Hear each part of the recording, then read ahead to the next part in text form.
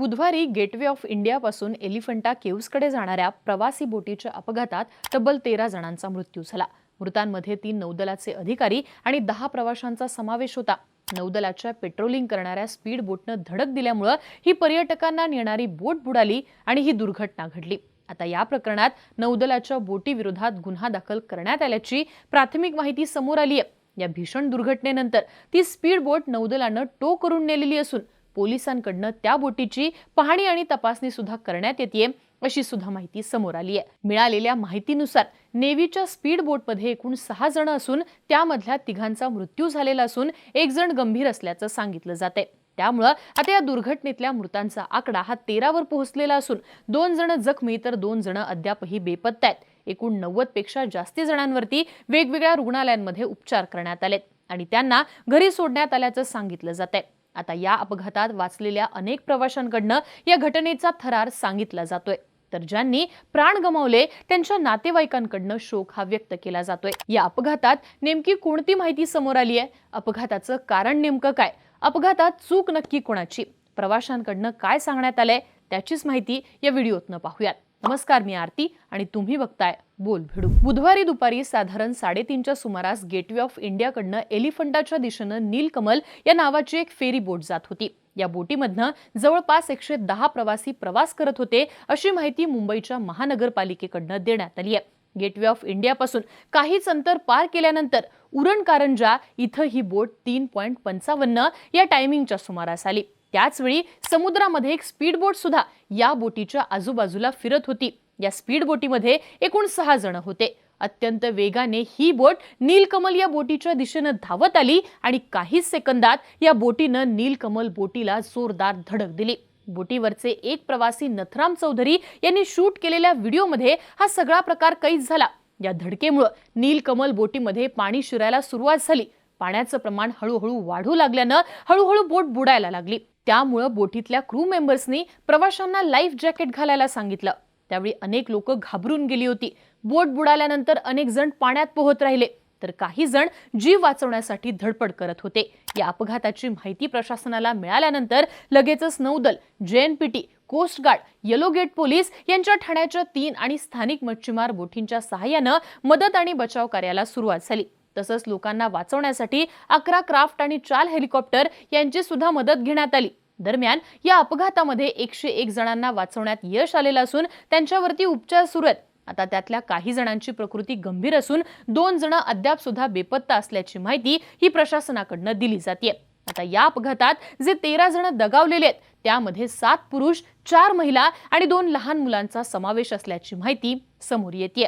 मृतांच्या नातेवाईकांना सरकारतर्फे 5 लाख रुपयांची आर्थिक मदत मुख्यमंत्री देवेंद्र फडणवीस यांनी जाहीर केली आहे, तर पंतप्रधान नरेंद्र मोदींनी सुद्धा या अपघाताची गंभीर अशी दखल घेत मृतांच्या नातेवाईकांना 2 लाखांची तर जखमींना 50,000 रुपयांची आर्थिक मदत ही जाहीर केली आहे। दरम्यान या सगळ्या घडामोडींमध्ये हा अपघात नेमका कसा झाला याबद्दल वेगवेगळी माहिती सध्या समोर येते।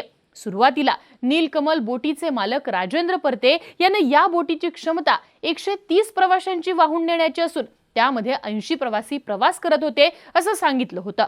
पण माध्यमांनी दिलेल्या बातम्यांनुसार या बोटीची क्षमता फक्त 80 प्रवाशांची असून त्यामधनं जवळपास 110 प्रवासी प्रवास करत होते अशी माहिती समोर आली आहे। त्यामुळे आता या प्रकरणी बोट मालकावर गुन्हा दाखल होणार आहे असं सुद्धा सांगितलं जात आहे। तसंच बोटीवरच्या सगळ्या लोकांना आधी लाईफ जॅकेट्स देण्यात आली नाहीत। ती लाईफ जॅकेट्स उशिरा देण्यात आल्यानं तोपर्यंत बोट बुडाली। या अपघातानंतर जवळपास अर्ध्या तासानं बचाव कार्याला सुरुवात झाली, पण तोपर्यंत बराच उशीर झाला होता।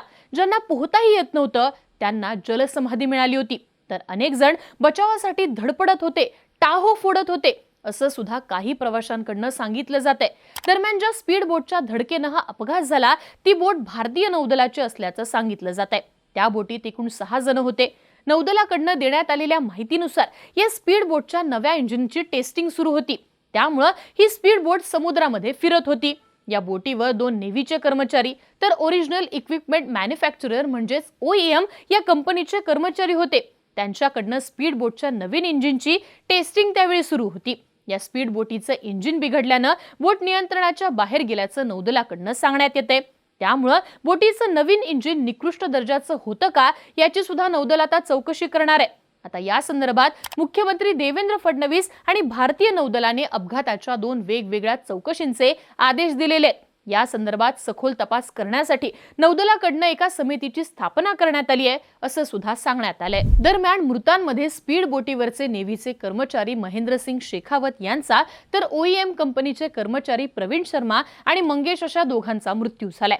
तर बोटीवरचा एक जण हा गंभीर जखमी असून 2 जणांवर उपचार सुरू असल्याची प्राथमिक माहिती नौदलाकडून देण्यात आली आहे। तर नीलकमल या प्रवासी बोटीवर असणारे मोहम्मद कुरेशी, राकेश अहिरे, त्यांच्या पत्नी अक्षता राकेश अहिरे, त्यांचा 4 वर्षांचा मुलगा निधेश राकेश अहिरे, साफियाना पठाण, माही पवरा ही 3 वर्षांची मुलगी, दीपक अशी मृतांची नावं समोर आली आहे। यासोबतच एक महिला आणि 2 पुरुषांची अजून ओळख पटली नसल्याचं सुद्धा सांगण्यात येत आहे। तर 2 जण आणखी बेपत्ता असून त्यांचा सुद्धा शोध घेतला जातोय। दरम्यान स्पीड बोटीच्या टेस्टिंगचा नौदलाचा जो दावा आहे तो मात्र बोटीवरच्या प्रवाशांकडून फेटाळला जातोय। नेव्हीचे कर्मचारी या स्पीड बोटीतनं स्टंटबाजी करत होते असा आरोप काही प्रवाशांकडून केला जातोय। स्पीड बोटीनं आमच्या बोटीभोवती 4 ते 5 वेळा घिरट्या मारल्या आणि त्यानंतर आमच्या बोटीजवळून स्पीड बोट वळवताना हा अपघात झालाय। त्यामुळे या अपघाताला नेव्हीचे कर्मचारी जबाबदार असल्याचा आरोप नीलकमल बोटीवरचे प्रवासी श्रावण कुमार यांच्याकडून करण्यात आलाय। दरम्यान या दुर्घटनेमध्ये वाचलेल्या लोकांकडून सुद्धा या घटनेचा सगळा थरार सांगितला जातोय। तर काही मृतांच्या वेदनादायी घटना सुद्धा समोर येताना दिसतात। या अपघातात नाशिकच्या अहिरे कुटुंबातल्या एकत्रित 3घांचा मृत्यू झालाय। राकेश अहिरे यांना दम्याचा त्रास असल्यानं ते पिंपळगाववरून मुंबईला उपचारासाठी आले होते।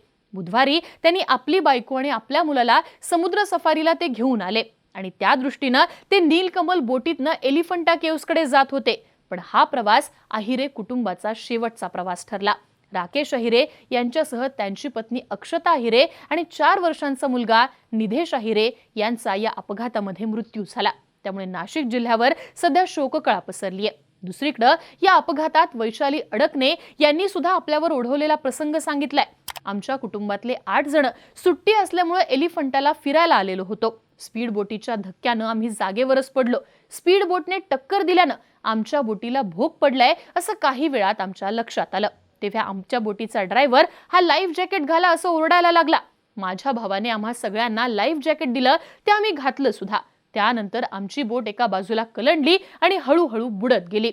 काही जण बोटीखाली सापडले तर काही जण वाहत गेले।